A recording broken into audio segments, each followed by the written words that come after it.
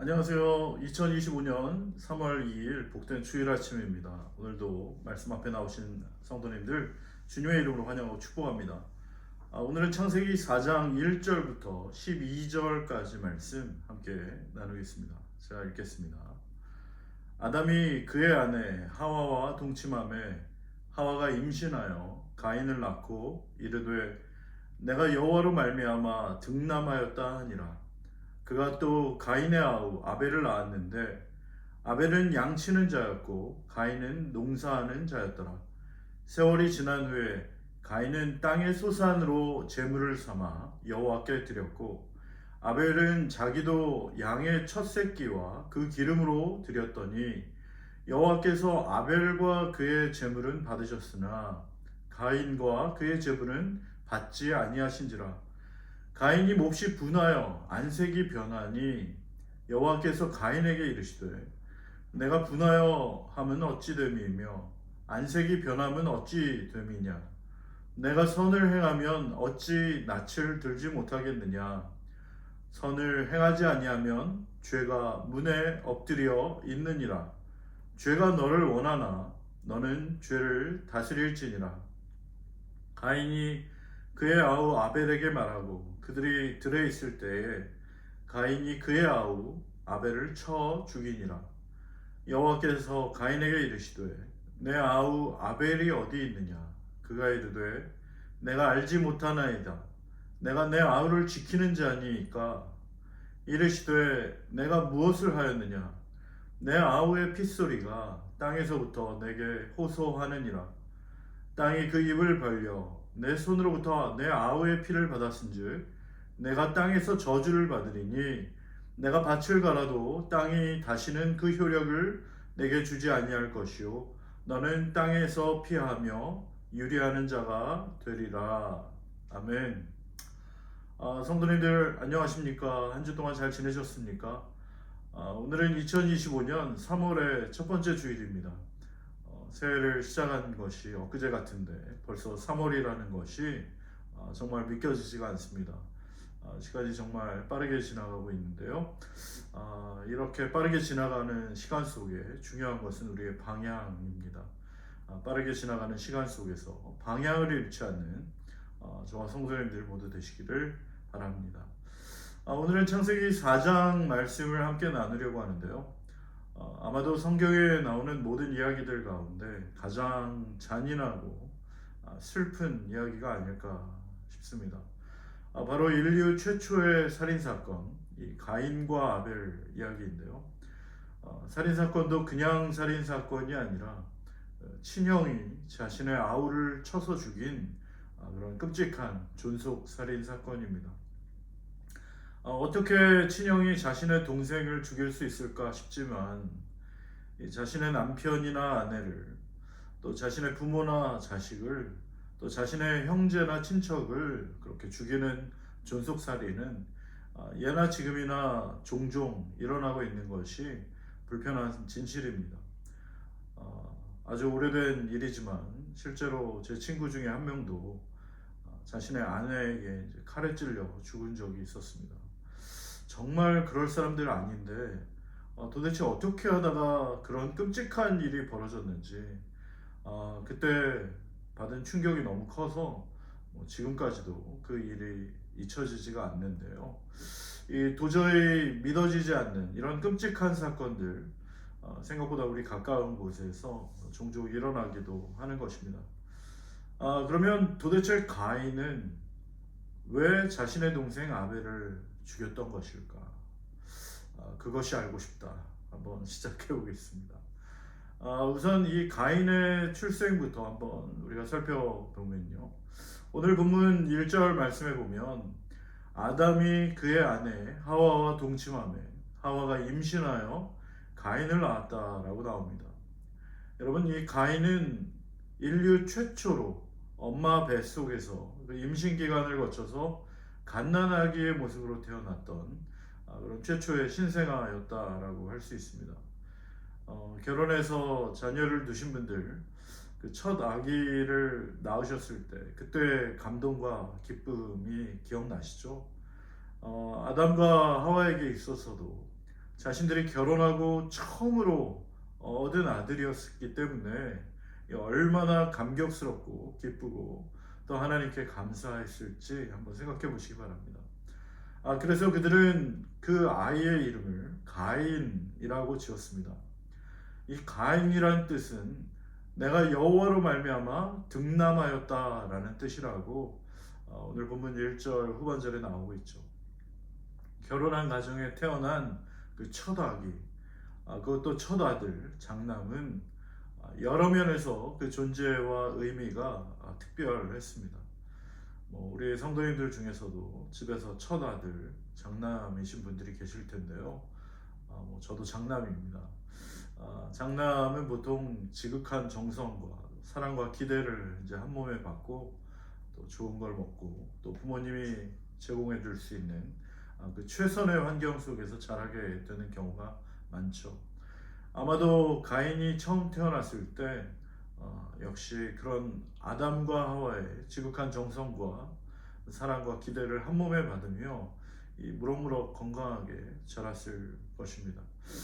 그런데 그런 행복했던 시간이 그렇게 오래 가지는 않았던 것 같아요. 2절 말씀에 보면 아담과 하와에게 또 다른 아기가 이제 태어나게 됐는데 그 이름을 아벨이라고 했다라고 되어 있습니다. 그런데 여러분 놀랍게도 이 아벨이라는 이름의 뜻은 공허하다, 허무하다 그런 뜻입니다.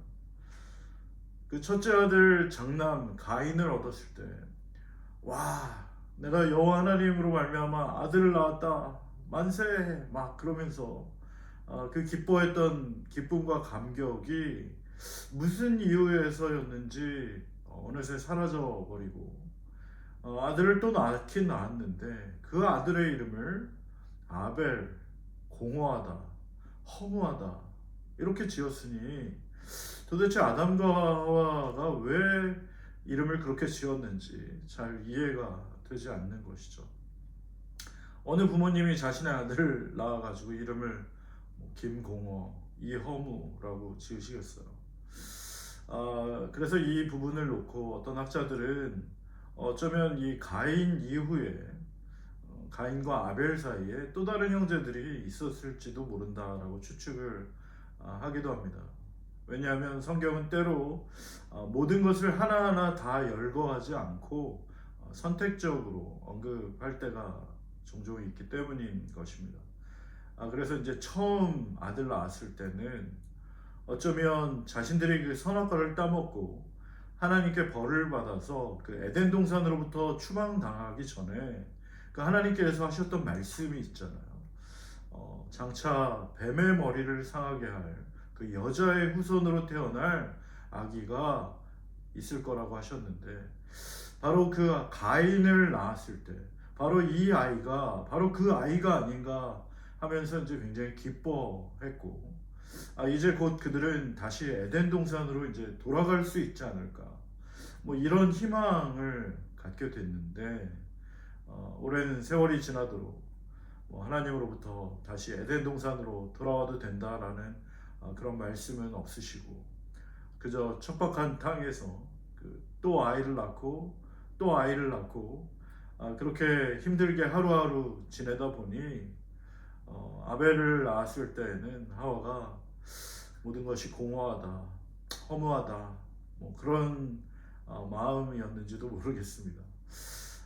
이제 우리가 다시 에덴 동산으로 돌아가는 건 틀렸구나.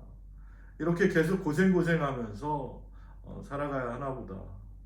그렇게 한숨 속에 하루하루 살고 있었는지도 모르죠. 정말 에덴 동산에서 모든 것을 마음껏 먹고 누리며 그 하나님과 친밀한 행복한 시간을 보냈던 날들이 너무나 그립고 또 자신들이 왜 하나님의 말씀을 순종하지 않고 거역했을까 자신들의 어리석음을 후회하고 아쉬워하면서 그렇게 지내고 있었는지도 모릅니다. 어찌되었든지 3절 말씀에 보면 이제 세월이 지난 후에 라고 되어 있습니다.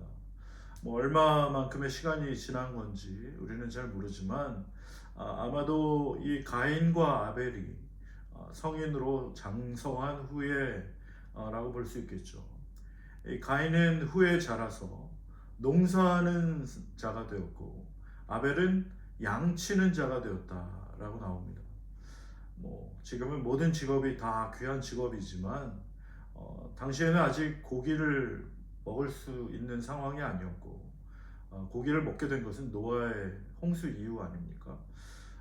그때는 이제 곡식과 식물을 먹던 시절이었기 때문에 아마도 가인이 하는 그 농사일이 훨씬 더 가치가 있고 이제 중요한 일이라고 볼 수 있겠습니다. 거기에 비해서 이제 아벨이 하는 일은 뭐 형 가인이 하는 일에 비하면 그다지 뭐 중요한 일이라고 할 수 없는 그런 허드렛 일이라고 할 수 있겠는데요.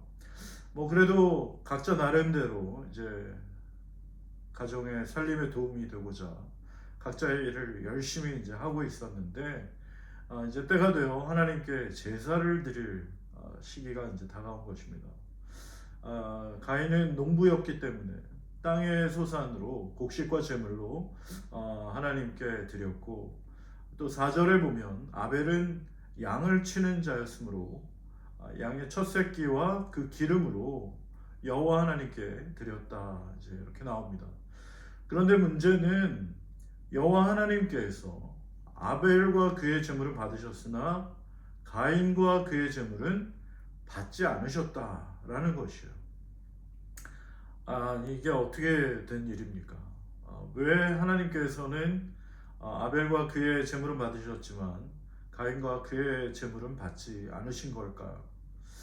우리는 하나님께서 왜 그렇게 하셨는지 뭐 정확한 이유와 원인을 알지 못합니다. 당사자들은 뭐 더 그랬을 거고요. 아벨 입장에서는 너무 감사한 일이었겠지만 이 가인 입장에서 보면 너무나 착잡하고 억울하고 속상한 일이 아닐 수 없었을 것입니다. 뭐 가인은 이렇게 말했는지도 몰라요. It's not fair. 하나님 이게 뭡니까? 하나님 이건 아니죠. 아니 제가 장남 아닙니까? 제가 이 가문의 첫째 아들 아닙니까? 아니 저를 이렇게 대하시다니 이건 말도 안 되는 거죠.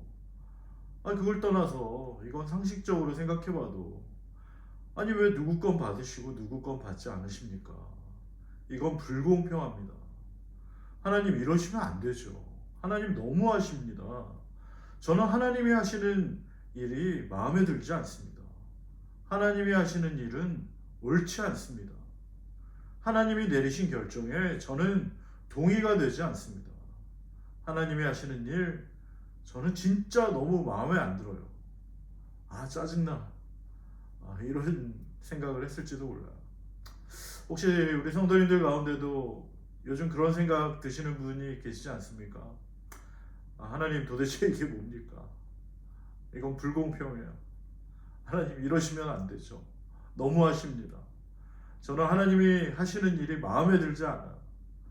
짜증나. 혹시 그런 마음이 드시는 분이 계시다면 조심하시기 바랍니다. 그것은 바로 가인이 품었던 마음이었어요. 다른 사람과 비교하는 마음, 다른 사람을 질투하는 마음, 다른 사람하고 비교하고 질투하고 다른 사람보다 자기가 더 괜찮다고, 자기가 더 낫다고, 자기가 더 우월하다고 착각하며 다른 사람보다 내가 도대체 모자른 게 뭐냐고 그저 자기 자랑과 자기 도취에 빠진 그런 나르시스트들이 우리 주변에 너무나 많이 있는 것입니다. 우리도 그런 함정에 빠질 때가 참 많이 있죠. 여러분 이 세상에 있는 많은 우상들 중에 가장 큰 우상은 바로 자기 자신이라는 것을 잊지 마시기 바랍니다. 하나님을 섬기는데 가장 방해가 되는 것이 있다면 그것은 다른 어떤 것이 아닌 바로 자기 자신일 수 있다는 것이. 자기 자신을 섬기고 자기 자신을 높이고 자기 자신이 대단한 사람이라고 생각하고 착각하는 그런 우쭐한 마음, 교만한 마음, 그것이 바로 하나님을 섬기는데 가장 큰 걸림돌이 될 수 있다는 것이요. 스스로 내가 제일 잘 나간다라고 생각하고 날마다 거울을 보면서 이 정도면 괜찮다라고 착각한다면 그것은 큰 착각인 것이요. 그렇게 자기 자랑과 자기 만족에 사는 사람들의 특징은 다른 사람을 절대로 칭찬하지 않는다는 것이요. 다른 사람이 좀 잘하면 그걸 정말 진심으로 축하해주고 잘한다고 격려하는 것이 아니라 뭐 그냥 별로야, 뭐 어찌 좀 하네, 뭐 이런 식으로 시큰둥하게 생각하고 인정하지 않으려고 하죠. 그것은 자기 자신이 최고라는 그런 잘못된 착각에 빠져 있을 때 그런 모습일 경우가 많습니다. 하나님께 예배 드릴 때도 마찬가지예요. 우리가 정말 하나님께 나아갈 때 어떤 마음으로 나아가야 됩니까? 정말 아무런 자격 없는 자가 하나님 앞에 하나님의 은혜를 구하며 그렇게 겸손하게 수그리고 들어가야 하는데, 마치 내가 하나님께 바치는, 내가 드리는 것이 대단한 것처럼 어, 하나님 앞에 교만한 마음으로 혹시 있지는 않은지 우리는 스스로를 살펴보아야 할 것입니다. 가인 역시 하나님께 드렸는데, 내가 하나님께 바쳤는데 하나님이 이걸 안 받으셔? 이걸 거절하셔? 이게 뭐야? 짜증나. 이제 이런 생각을 했던 것이요. 5절 하반절 말씀에 보면 가인이 몹시 분하여 안색이 변했다라고 나옵니다. 여러분, 사람이 기분이 나빠지면 가장 먼저 표시가 나는 곳이 있는데 그것은 바로 얼굴입니다. 가인은 하나님의 결정에 몹시 분하고 못마땅하고 화가 치밀어서 얼굴이 시뻘겋게 달아오르고 고개를 숙이며 씩씩거리기 시작했습니다. 그랬더니 하나님께서는 가인에게 뭐라고 말씀하셨습니까? 6절과 7절 말씀입니다. 여호와께서 가인에게 이르시되 내가 분하여함이 어찌 됨이며 안색이 변하면 어찌 됨이냐. 내가 선을 행하면 어찌 낯을 들지 못하겠느냐. 선을 행하지 아니하면 죄가 문에 엎드려 있느니라. 죄가 너를 원하나 너는 죄를 다스릴지니라. 이렇게 말씀하셨어요. 다른 번역에도 보면 주님께서 가인에게 말씀하셨다. 어찌하여 내가 화를 내느냐. 얼굴빛이 달라지는 까닭이 무엇이냐. 내가 올바른 일을 하였다면 어찌하여 얼굴빛이 달라지느냐. 내가 올바르지 못한 일을 하였으니 죄가 너의 문에 도사리고 있어 너를 지배하려고 한다. 너는 그 죄를 잘 다스려야 한다 라고 말씀하셨어요. 하나님께서는 지금 가인에게 뭔가 하나님과 가인만 알고 있는 그런 은밀한 올바르지 못한 일을 드러나게 하고 계신 것입니다. 겉으로는 아무런 문제가 없어 보이지만 오직 하나님과 가인만 알고 있는 그런 올바르지 못한 일을 가인이 했다는 것이고, 그로 인해 죄가 가인의 문 앞에 마치 굶주린 사자처럼 가인을 삼키려고 기다리고 있으니 너는 그 죄를 잘 다스려야 한다 라고 가인에게 경고하고 계셨던 것이죠. 오직 하나님과 가인만 알고 있는 그 올바르지 못한 일이 과연 무엇이었을까? 우리는 그것이 무엇이었는지 정확하게는 알 수 없습니다. 나중에 천국에 가서 이제 그게 뭐였는지 하나님께 한번 여쭤봐야 하겠죠. 지금 뭔가 하나님께서 가인과 가인의 제물을 받지 않으신 데에는 우리는 정확하게 모르지만 어쩌면 가인도 잘 인지하지 못하고 있는 하나님만 꿰뚫어 보고 계신 그 가인의 마음과 행동 속에 감춰진 그런 은밀한 잘못된 동기, 그리고 교만한 죄가 숨어져 있는 것은 아닐까. 이 말씀을 묵상하고 준비하면서 조심스럽게 짐작해 보게 되었습니다. 사랑하는 성도 여러분, 오늘도 마찬가지입니다. 우리가 잘 아는 것처럼 하나님께서는 우리의 겉모습과 타이틀에 속지 않으시고 우리의 마음과 중심을 살피시며 우리의 생각과 속내를 꿰뚫어 보시는 분이시기 때문에 그 누구도 하나님의 그 불꽃 같은 눈앞에서는 하나님을 속이거나 기만할 수 있는 그런 사람들이 없습니다. 그러니 다시 한번 우리의 모습을 하나님의 말씀의 거울 앞에 비추어 보고 또 성령께서 우리의 어두운 모습을 깨닫게 해주심으로 다시 한번 우리 안에 있는 교묘하게 감춰져 있는 모든 죄악과 허물을 주님 앞에 다 내어놓고 회개하고 돌이키는 복된 은혜가 저와 우리 모든 성도님들에게 임하시기를 주님의 이름으로 축원합니다. 오늘 말씀 우리가 너무나 잘 아는 말씀이어서 우리가 예전에 설교도 많이 들었던 적이 있습니다. 하지만 적어도 하나님께서 어떤 가인이 바쳤던 제물의 종류가 이 아벨이 바쳤던 제물의 종류와 달라서 그 제물의 종류가 마음에 들지 않으셔서 아벨이 양으로 드린 제사는 받으시고 가인이 곡식으로 드렸던 제사는 받지 않으신 것은 아니다라는 것을 기억하시기 바랍니다. 하나님께서 곡식은 싫어하시고 양고기를 좋아하시는 그런 분이 아니다라는 거예요. 하나님은 솔직히 그런 거 다 필요 없으시고 그런 거 전혀 드시지도 않으실 뿐만 아니라 그런 걸로 재물을 받고 안 받고 하시는 분이 아니시다라는 것이에요. 오히려 오늘 말씀 속에 우리가 짐작할 수 있는 하나님께서 아벨과 그의 재물을 받으셨으나 가인과 그의 재물을 받지 않으셨다라는 말씀을 통해 하나님께서 주목하시는 것은 그 재물 자체의 종류와 양이 아니라 재물을 드리는 그 사람 자체를 재물보다 더 중요하게 보시고 받으시기 원하신다라는 것을 기억하시기 바랍니다. 오늘도 우리가 하나님 앞에 나와서 하나님께 예배드릴 때 단순하게 하나님께 예배드리는 우리의 이 행위 또는 우리가 하나님께 드리는 헌금, 물질과 섬김 그것을 얼마나 많이 했는지 그것을 보시기보다 더 중요하게 보시는 것은 우리 각자의 삶이 우리 각자의 일주일 동안의 삶의 모습이 어떤 삶으로 살다가 왔는지 또 어떤 모습으로 어떻게 살다가 하나님께 예배드리러 왔는지 그것을 더 중요하게 보시고 받으시기 원하신다는 것을 기억하시기 바랍니다.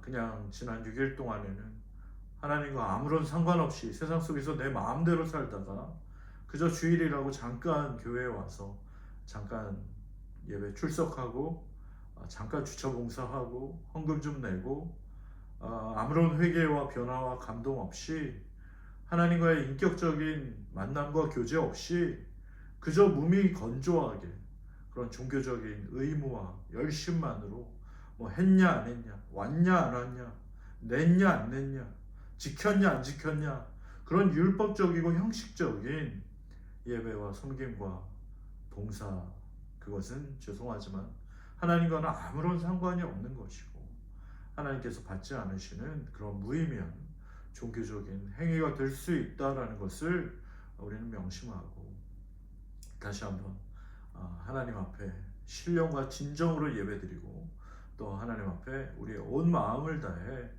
예배하는 저와 성도님들 다 되시기를 바랍니다. 특별히 히브리서 11장에 아벨이 드린 제사에 대해서 그렇게 얘기를 하고 있습니다. 믿음으로 아벨은 가인보다 더 나은 제사를 하나님께 드림으로 의로운 자라 하시는 증거를 얻었으니 하나님이 그 예물에 대하여 증언하심이라. 그가 죽었으나 그 믿음으로써 지금도 말하느니라 라고 말하고 있어요. 하나님께 드린 아벨의 예배 그것은 믿음으로 드린 제사였다라고 얘기하고 있어요. 자신이 어떠한 행함과 공로가 아닌 그저 종교적이고 율법적으로 마지못해 할 수 없이 드렸던 그런 형식적인 제사가 아닌 믿음으로 드린 제사. 그 믿음으로 드리는 제사란 자신의 허물과 죄악을 하나님 앞에 철저히 회개하며 뉘우치고 돌이키며 다시 한번 하나님 한 분만을 섬기고 하나님 한 분만을 전심으로 with all my heart 진심으로 sincerely truly 믿고 하나님이 하나님 되심을 하나님이 나의 창조주가 되심을 하나님이 나의 삶의 주인이 되심을 인정하고 고백하며 그분의 말씀에 따라 겸손하게 순종하며 그분의 인도하심을 따라 살아가기로 결단하며 다짐하는 그런 예배를 드리는 저와 성도님들 되시길 바라고, 또한 우리의 삶을 거룩한 산제물로 하나님 앞에 드리는 그런 복된 은혜가 우리 모든 성도님들 삶 가운데 임하시기를 간절히 축원합니다. 우리 이 시간 함께 기도하겠습니다. 살아계신 하나님 아버지, 감사합니다. 가인과 아벨이 하나님 앞에 제사를 드렸을 때 하나님은 가인과 그의 제물은 받지 않으시고 아벨과 그의 제물은 받으셨습니다. 우리는 정확하게 그 원인과 이유가 무엇인지 알 수 없지만 하나님, 우리가 드리는 제물보다 우리의 삶에 더 관심이 많으시고, 정말 우리가 종교적이고 형식적인 제물을 드리는 것보다 우리의 진심으로, 우리의 전심으로 하나님을 향하고 하나님의 말씀에 귀 기울이며 믿음으로 다시 한번 거룩한 산제물로 하나님 앞에 우리의 삶을 온전히 드리기를 원하시는 그 살아계신 하나님 앞에 오늘도 우리가 예배하며 나아갑니다. 주님, 다시 한번 오늘 이 예배를 통하여서 정말 아벨처럼 믿음으로 하나님 앞에 드리는 거룩한 제사를 드리게 하여 주시고, 또한 우리의 삶이 하나님 보시기에 합당한 그러한 하나님의 기쁨이 되는 거룩한 산제물로 올려드릴 수 있도록 주님, 우리의 삶을 붙들어 주시고 인도하여 주시옵소서. 그래야 해서 정말 다른 사람과 비교하고 다른 사람 생각하고 또 하나님 두려워하지 않는 그런 어리석은 삶을 살아가지 않도록 주님 도와주시며, 온전히 하나님 앞에서의 삶을 살아가며 하나님께서 우리에게 말씀하시는 귀한 부르심과 사명을 넉넉히 감당하는 복된 거룩한 주의 백성들 되게 하여 주시옵소서. 그렇게 하실 주님을 기대합니다. 감사드리며 거룩하신 예수님의 이름으로 기도드립니다. 아멘.